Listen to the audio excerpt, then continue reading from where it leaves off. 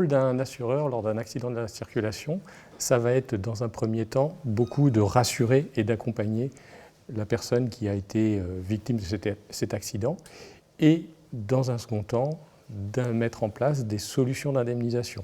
Solutions d'indemnisation, c'est-à-dire peut-être reprendre le véhicule et l'indemniser ou le réparer, mais aussi après déterminer les responsabilités en se basant sur les éléments du constat automobile qui a été réalisé ou en se basant sur les documents fournis par les forces de l'ordre, police ou gendarmerie. Et puis, bien évidemment, in fine, d'indemniser les personnes qui sont blessées dans le cadre de l'accident, une fois que les responsabilités sont déterminées.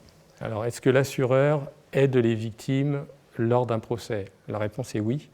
L'assureur, il va alors peut-être déjà faire les démarches amiables qui permettra d'obtenir une indemnisation auprès du responsable. L'assureur intervient pour prendre en charge les frais d'avocat ou de professionnels pour aider dans le cadre d'un procès, pour aider les victimes à quantifier leurs préjudices.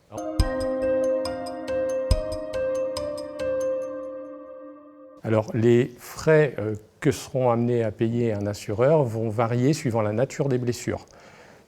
Plus les blessures seront importantes, plus l'indemnisation sera conséquente. On imagine bien qu'une personne qui a été blessée très légèrement parce qu'elle a été bloquée par la ceinture de sécurité ou quelqu'un qui a un bras cassé n'aura pas la même indemnisation.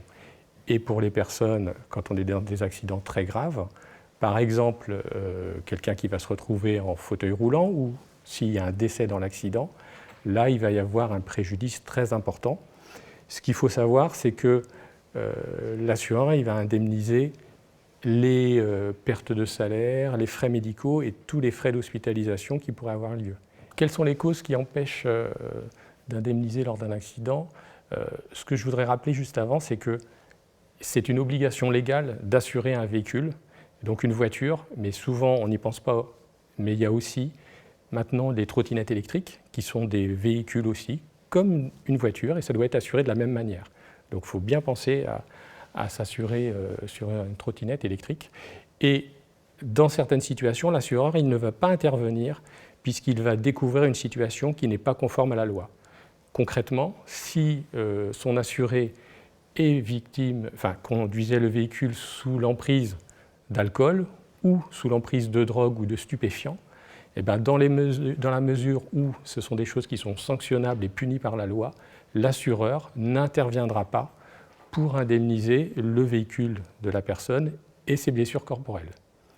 Par contre, ce qu'il faut savoir, c'est que l'assureur sera tenu d'indemniser les blessures des autres personnes qui ont été victimes dans l'accident. Les familles qui perdent un membre lors d'un accident de la circulation, bien évidemment, elles ont un préjudice d'affection puisqu'elles étaient attachées à la personne, mais on sait aussi que si c'est un parent de la famille, ce parent fournissait je dirais un salaire et des revenus à la famille, et forcément c'est un poste de préjudice qui sera aussi indemnisé pour que la famille puisse subvenir à ses besoins malgré la disparition de la personne.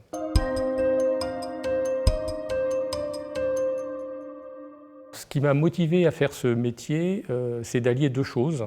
La première, c'était l'aspect humain, et puis le deuxième aspect, c'était d'allier ce que j'avais vu pendant mes études. À titre personnel, j'ai fait des études de droit, et donc ça m'a permis de mettre en œuvre les notions juridiques que j'avais découvertes à la fac, et également la manière de récupérer les éléments de preuve, des témoignages, l'analyse des documents des autorités, des forces de l'ordre, et donc d'allier cet aspect humain et ces côtés techniques. C'est ces choses-là qui m'ont motivé à faire ce métier pour pouvoir ensuite indemniser des victimes.